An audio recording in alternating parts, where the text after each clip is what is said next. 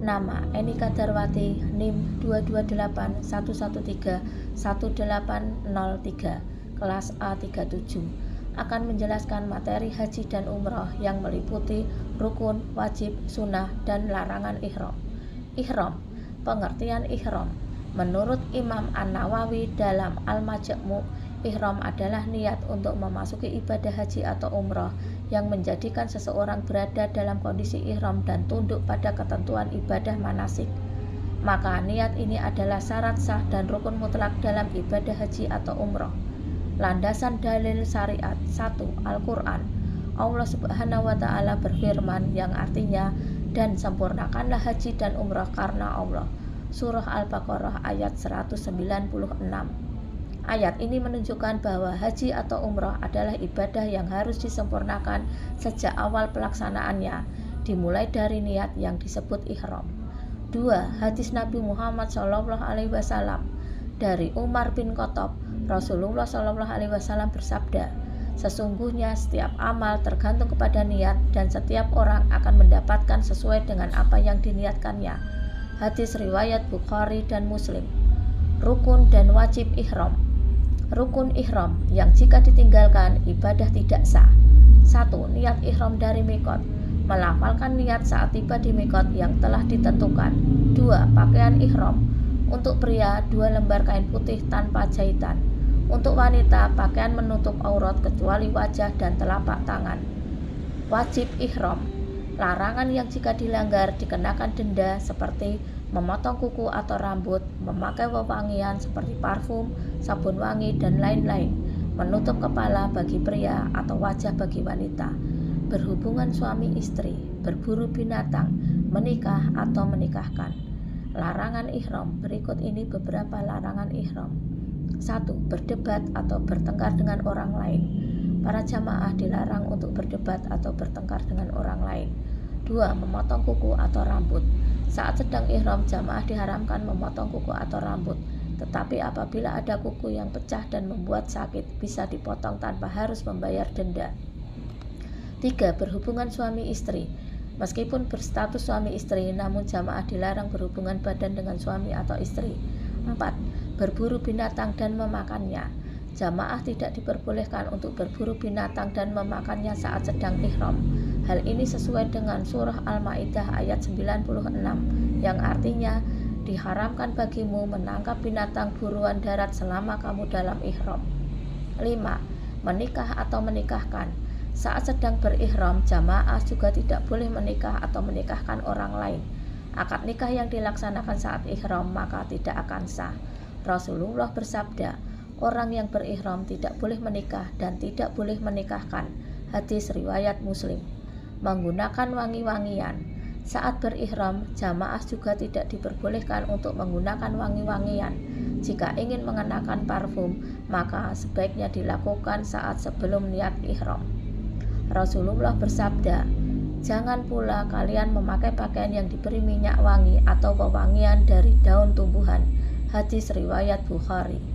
8. Mengenakan pakaian yang dijahit. Pada saat ihram, jamaah pria dilarang mengenakan pakaian yang dijahit. Kemudian untuk wanita tidak diperbolehkan menggunakan cadar atau sarung tangan. Larangan setelah ihram. Siapapun yang melakukan larangan-larangan di atas harus membayar denda atau dam. Denda tersebut bisa berupa menyembelih 1 ekor kambing, memberi makan orang miskin, atau puasa selama 3 hari. Tata cara ihram. 1. Membaca niat. Niat haji. Nawaitul hajja wa ahramtu bihi lillahi ta'ala. Artinya, aku niat haji dan berihram karena Allah Ta'ala. Niat umrah. Nawaitul umrata wa ahramtu biha lillahi ta'ala. Artinya, aku niat umrah dan berihram karena Allah Ta'ala. Niat haji dan umrah sekaligus.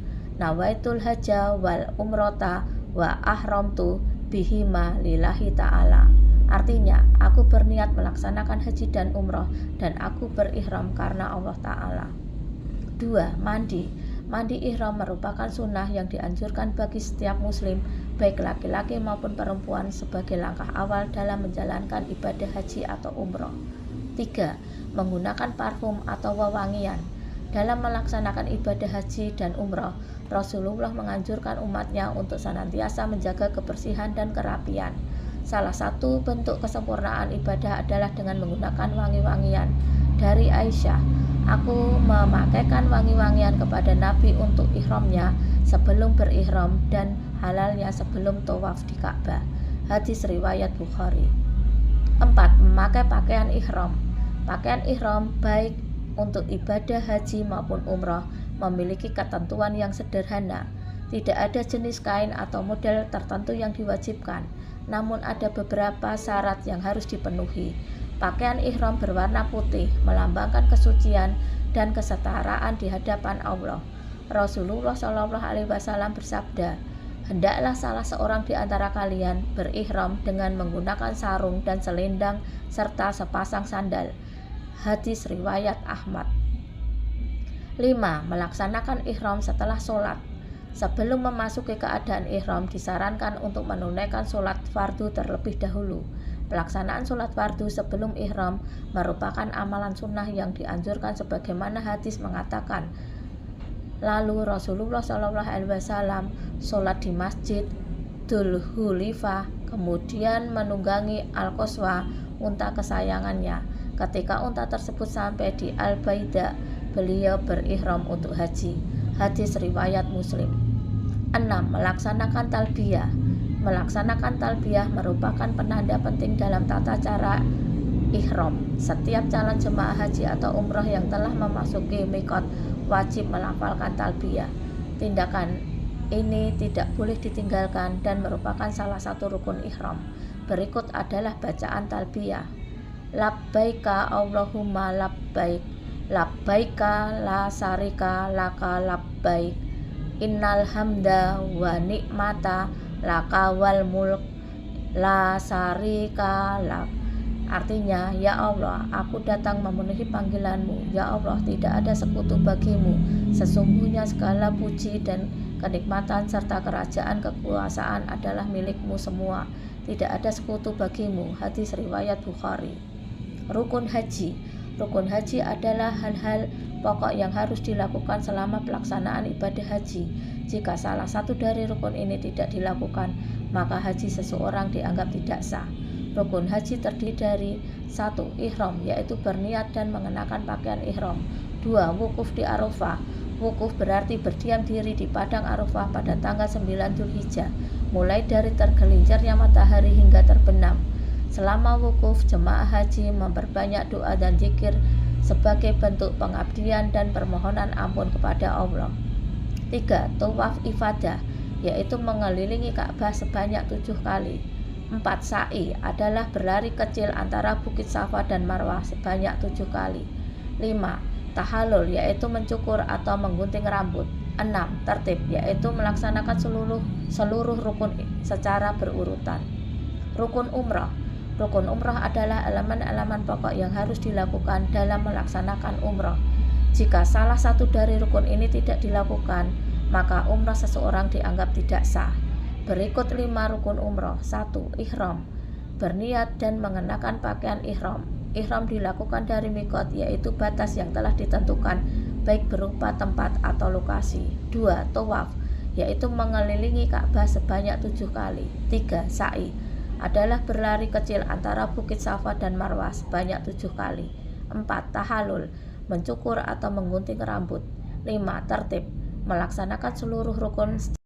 Wajib haji adalah kewajiban haji yang jika tidak dilakukan dapat mengharuskan jemaah haji membayar denda. Berikut 8 wajib haji. 1. Ihram dari miqat. Setiap jemaah haji harus memulai ibadahnya dengan ihram dari miqat yang telah ditentukan.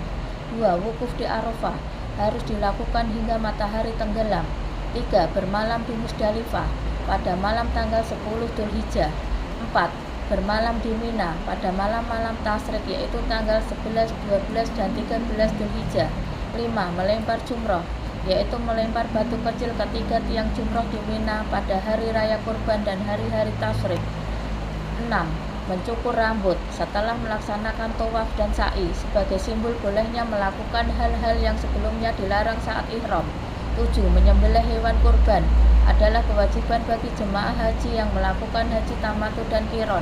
8. Tawaf wada adalah tawaf perpisahan yang dilakukan sebelum meninggalkan Mekah.